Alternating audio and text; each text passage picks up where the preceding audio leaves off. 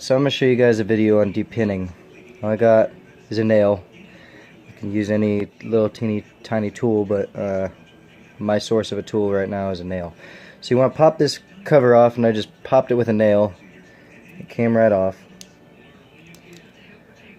And then what you want to do is, so I'm going to pull this pin right here.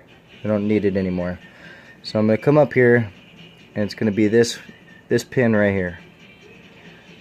And how I'm going to do it is I'm going to stick my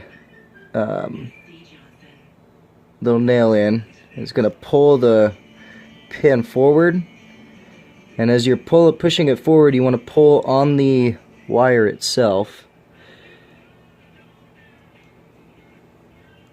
and then ka-chow, the wire comes out.